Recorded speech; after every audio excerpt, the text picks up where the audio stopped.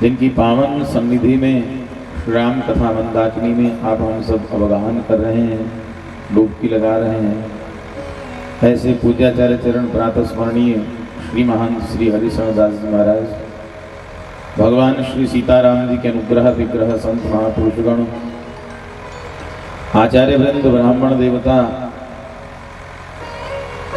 कथा मनोरथी, यजमान परिकरगण, भगवान श्री सीताराम जी के चरण रस रसिक भक्त प्राण श्रद्धालुगण, भक्तिमती माताओं, संगीतकार बंधुगण, आप सबके चरणों में दास का यथायोग्य वंदन, यथायोग्य नमन।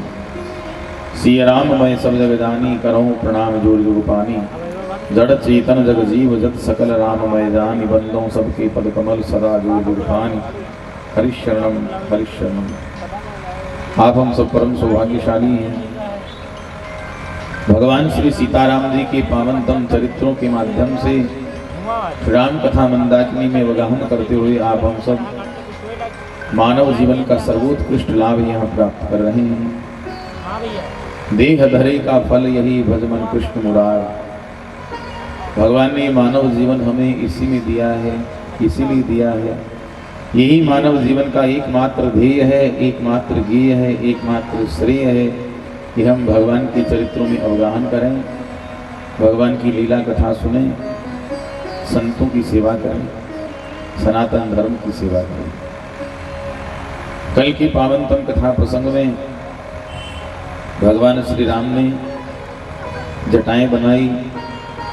सुमंत जी बहु प्रकार से राम जी को समझाते हैं, अवधपति का संदेश देते हैं। राम जी नीति और धर्म की शिक्षा देकर जबरदस्ती सुमंत जी को रथ पर बैठाकर बरबस राम सुमंत्र पठाए, सुरसर तीर आप तब आए। और वहां गंगा की प्रवाह के किनारे तीनों भाई, दोनों भाई माता जानकी और श्री निषाद राज गुह खड़े हैं। राम जी गंगा पार उतरने में हैं। एक साधारण से भील से, एक केवट से राम जी याचना करते हैं, मांगी नावन केवट आना, कहूं तुम्हारा मरम मैं जाना। संसार के तमाम सम्राट जिसके सामने झोली फैलाते हैं, याचना करते हैं, मांग करते हैं, वह अनंत कोटि ब्रह्मांड नायक एक साधारण से व्यक्ति के सामने याचना करता है, मांगी नाव। भाई हमें गंगा किनारे जाना है, अपनी नौका में हमें बैठा कर किनारे लगाओ।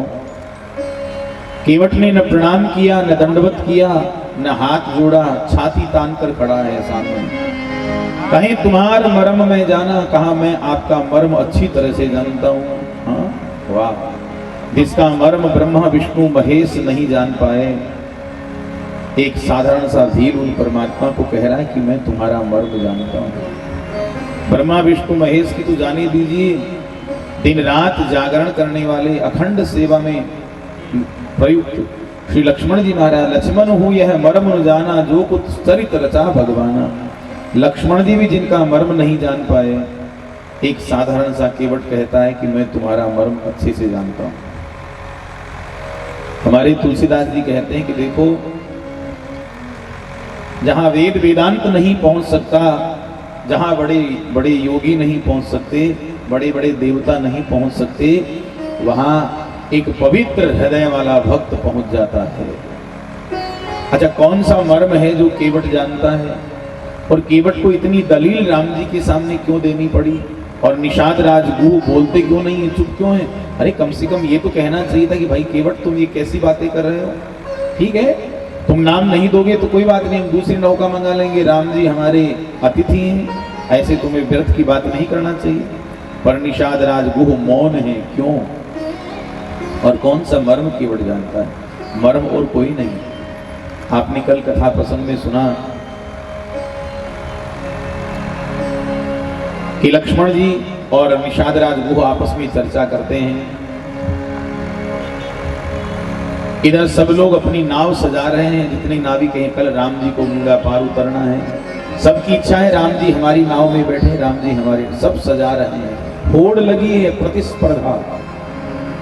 केवट की नाव पुरानी है, बिछाने के लिए बिछौना नहीं है, गरीब आदमी है, आधी रात का समय है, पत्नी के पास रोने लगा, कहा देवी कल राम गंगा किनारे जाने वाले हैं, और यदि राम हमारी नाव में ना बैठे तो हमारा जीवन किस काम का। पत्नी ने समझाया, आप चिंता ना कीजिए, यदि आपका प्रेम सच्चा है तो सबकी नावें धरी रह जाएंगी, कल देखना प्रभु आपकी ही नाव में बैठेंगे। कहा प्रभु तो जरूर बैठ जाएंगे, पर केवट कहता है कि गुह नहीं बैठने देगा। वो कहेगा नहीं नहीं, पुरानी नाव में नहीं बैठेंगे राम जी, नई नाव मंगवाते हैं। पत्नी ने समझाया, आप चिंता ना कीजिए, कल देखिए तो सही कल क्या होता है। और केवट धनुष बाण लेकर पहरेदारी करने लग गया जहां राम जी सो रहे हैं झोपड़ी के पीछे। लक्ष्मण जी निषाद राज गो को बोध कराते हैं कि मन क्रम वचन राम पद में हो मित्र, मन वचन कर्म से राम जी की चरण सेवा ही सबसे बड़ा परमार्थ है। निषाद राज गुह ने जब सुना ये बात, और इधर केवट ने सुनी, तो केवट ने अपने मन में अच्छी तरह से उतार लिया। अच्छा, केवट ने ये भी सुना, लक्ष्मण जी कह रहे हैं कि राम ब्रह्म परमार्थ रूपा, अविगत अलख अनादि अनूपा, राम साक्षात ब्रह्म है। केवट ने सोचा, यदि राम जी मेरी नाव में आ जाएं, बैठ जाएं, तो मैं इनके चरण धोकर सारा परमार्थ प्राप्त कर लूं। पर राम जी नाव में आएंगे कैसे, बात ये है। सवेरा हुआ, केवट निषाद राज गुह के पास गया, सरकार प्रणाम। कहो कौन? कहा मैं केवट सरकार। कहो केवट क्या बात है? सरकार वरदान मांगने आया हूँ। कौन सा वरदान? कहा याद है आप एक बार जंगल में शिकार खेलने गए, कोई शिकार नहीं मिला, आप प्यास से पीड़ित होकर मुझे आपने कहा कि केवट मुझे पानी पिला दे भाई। मैंने आपको पानी पिलाया, आपने कहा वरदान मांगो। मैंने कहा सरकार अवसर आने दीजिए, अवसर आएगा तो वरदान मांगूंगा। आज अवसर आ गया है, आज मैं वरदान मांगने आया हूं। वो हंसकर बोला कि आज एक नहीं दो दो वरदान मांगो। अरे आज तो हमारे घर राम आए हैं, एक नहीं दो वरदान मांगो। कहा नहीं नहीं, एक वरदान दीजिए, और वरदान ये दीजिए कि आप ढिंडोरा पिटवा दीजिए पूरे नगर में कि आज प्रातः काल से लेकर सायंकाल तक गंगा किनारे किसी की नाव नहीं आएगी, केवल केवट की नाव खड़ी रहेगी और किसी की नाव नहीं आएगी। निषाद राज गुह ने ढिंडोरा पिटवा दिया कि सुनो भैया, आज सवेरे से लेकर शाम तक गंगा किनारे केवल केवट की ही नाव खड़ी रहेगी, किसी की नाव नहीं आएगी। भक्तवत्सल भगवान की। तो केवट कहता है, यही घाटत थे थोड़ी दूरी अहे, कटिलो जल था दिखाई हो जू। प्रभु मैं जानता हूं ज्यादा पानी नहीं है गंगा में, कमर तक पानी है, पर मैं जानता हूं आपको तैरना नहीं आता, आप केवल पार लगा सकते हो, पार लगना आपको नहीं आता। और एक मर्म की बात मुझे और पता है, छुअत शिला भई नारी सुहाई, छुअत शिला भई नारी सुहाई, पाहन तेना काठ कठिनाई, पाहन तेना काठ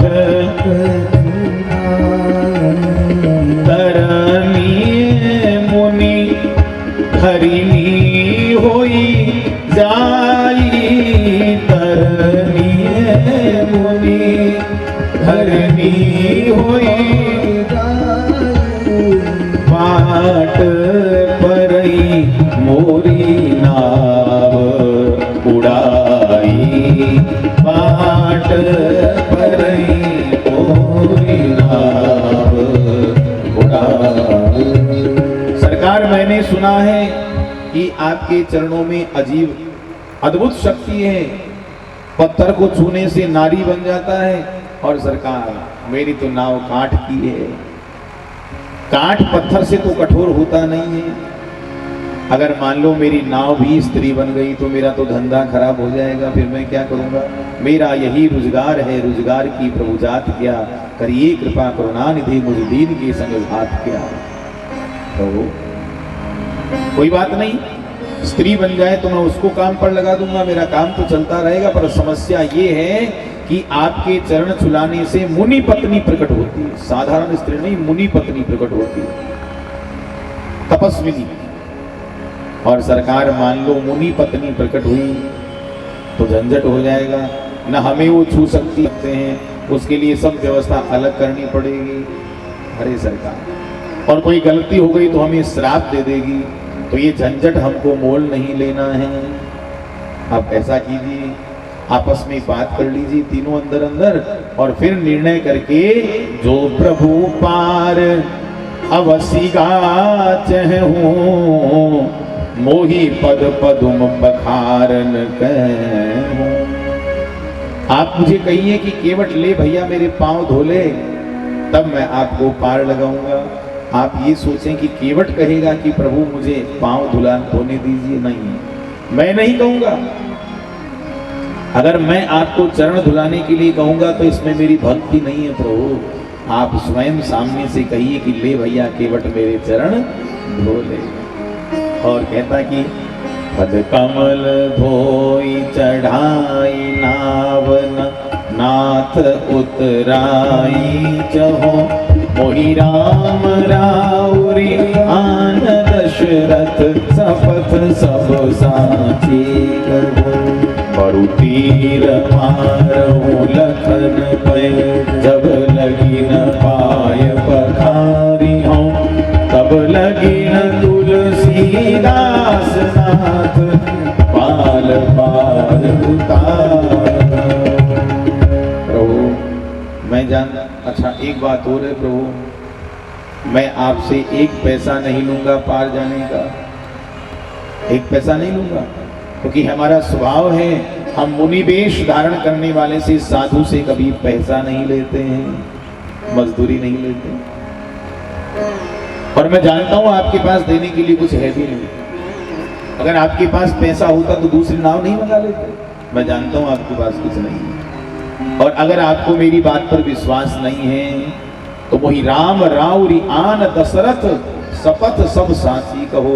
मैं आपके पिता दशरथ जी की सौगंध खाकर कहता हूं आपसे एक पैसा नहीं लूंगा। और जो दशरथ जी की सौगंध खाई लक्ष्मण जी की आंखें लाल हो गई। अभी बताता हूं तुझे, हैं? इतनी देर से दबाता जा रहा है, कभी राम की सौगंध कभी दशरथ जी की सौगंध। आपको पार जाना नहीं आता, आपको तैरना नहीं आता, आपके पास पैसा नहीं है, मैं देने वाला हूं। अभी बताता हूं। लक्ष्मण जी ने मारने के लिए तीर निकाला, तरकस से आधा तीर बाहर निकल गया है।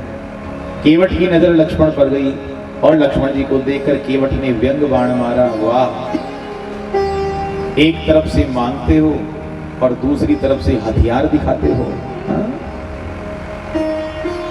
एक तरफ से मांग करते हो और एक तरफ से हथियार दिखाते हो। अरे सरकार, आपने क्या समझ लिया केवट डर जाएगा? ये केवट का गांव है।